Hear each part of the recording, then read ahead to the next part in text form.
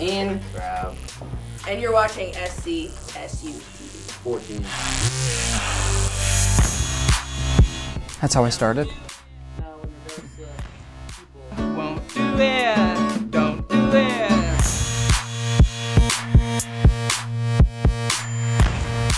So, I think I'm hyping you a little too much, right?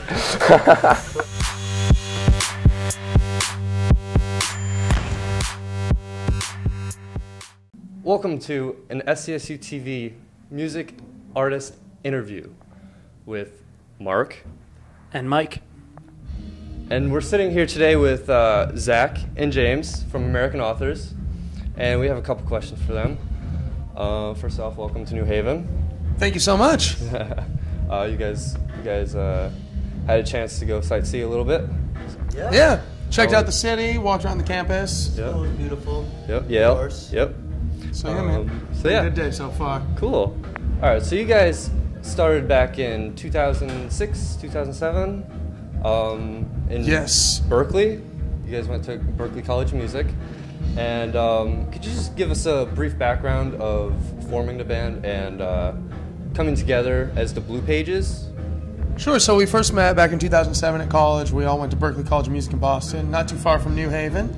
And yeah, we kind of met in different ways. Matt was a mutual friend. We met through the Songwriters Club, and then Dave had hit me up on Facebook. And when it came time to add a bass player in, I remembered that this dude who just randomly hit me up one time played bass. So brought him in, and you know, kind of once we started jamming and writing music together, it just kind of naturally took off and progressed. And a couple of years after we met, we decided to drop out of school, move to Brooklyn, New York, where then we eventually turned into American Authors. Yeah, cool. So actually, I want to ask you about one of your Blue Pages EPs, the Anthropology. It was all about your relocation to Brooklyn.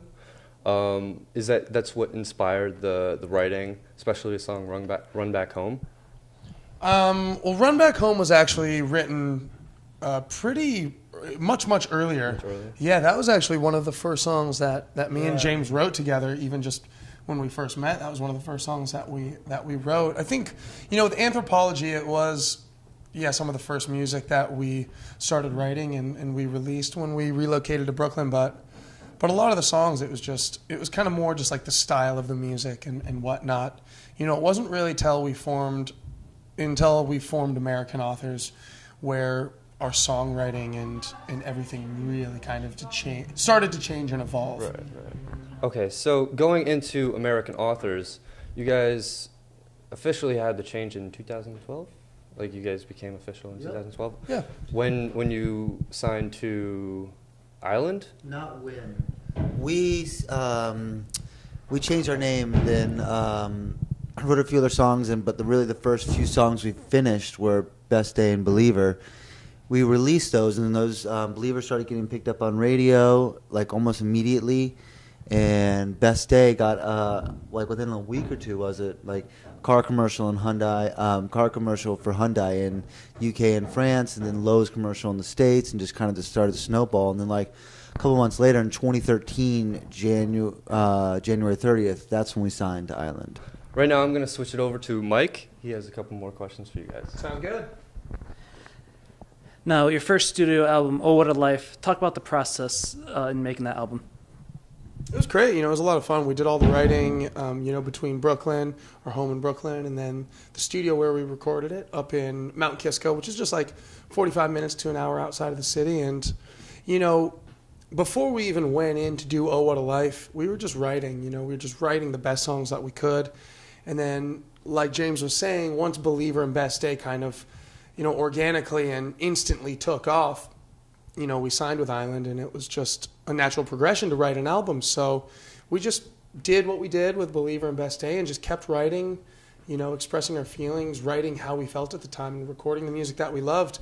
And it was a cool process, though, because we were writing and recording it as we were going on. And just a great vibe, you know, being up, you know, just being a little north of the city and being out there in the nature and splitting that time between the city. It was just really nice. Remember the apple farms? Apple farms and beautiful lakes and just Fresh really nice. And fresh apple cider. It's the way to go. That's pretty much how we recorded the album, man, with donuts and apple cider. Best Day of Your Life. What was the inspiration for that song? Best day of my life, it came from this idea of, it's not a perfect world, and there's always going to be crazy things going on. So it's this idea about being able to escape and find that escape and create your own best day, no matter what's going on in your surroundings in life. Whose idea was the music video for that? The music video was actually originally it was this big disaster. And the monster costume was it was way cuter than we thought it was going to be. And so it was really last minute, spur of the moment. We went in for a meeting with the director the night before. Yeah, the night before the shoot. And we were trying to figure out how to salvage the video and the treatment. And our tour manager, Jesse, was with us. I think he kind of just randomly tagged along. We asked him to come with us just to hang. And he was there, and we were just throwing around these different ideas of what to do, and finally it was just, wait a second, let's make the focus Jesse. Kind of this cool 20-something hipster dude with tattoos who's kind of down in the dumps, and then let's change the monster to kind of be like his alter ego, and kind of this character who comes along and becomes his buddy, and they go around and do these fun things around New York City. So yeah, we were pretty amazed that it actually ended up coming together. On YouTube, you guys have two videos, Keep Me Dreaming and Blowing Up, two songs that aren't on Oh What a Life. Could you talk about those two songs?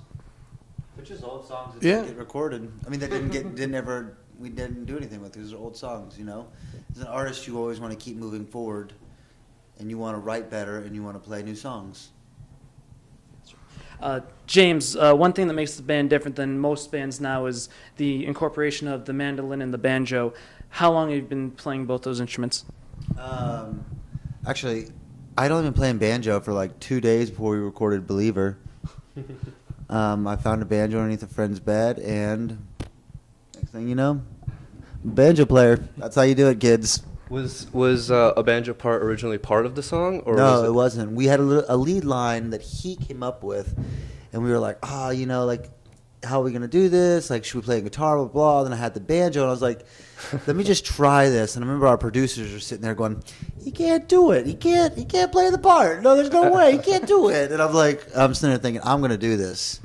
And yeah, so it turned out. Next thing you know, banjo's on 70% of the tracks.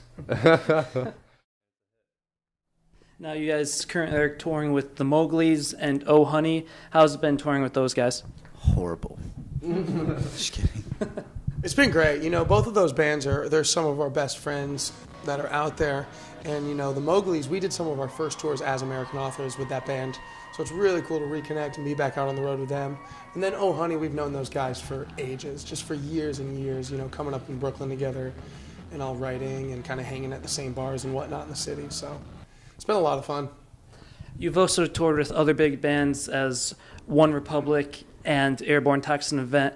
How's it been touring with those guys, and have they influenced you guys at all in any way?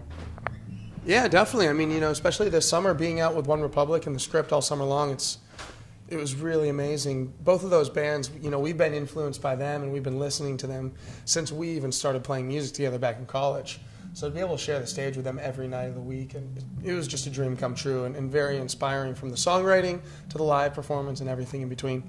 You guys surprised Ryan Tedder of One Republic by going out on stage and giving as quoted from Matt, a warm, sweaty hug on stage in your underwear. It was, so it was last night of tour. It was our last night on tour with them, and for our tour prank, we all stripped down to our underwear, ran out on stage during their set, and gave Tedder a big hug and a bunch of the other guys and whatnot.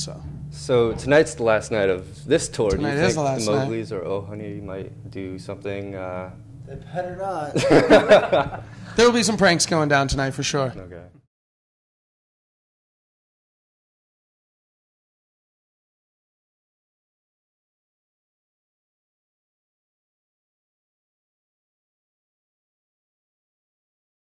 After this, you're going to the UK, France, and Germany.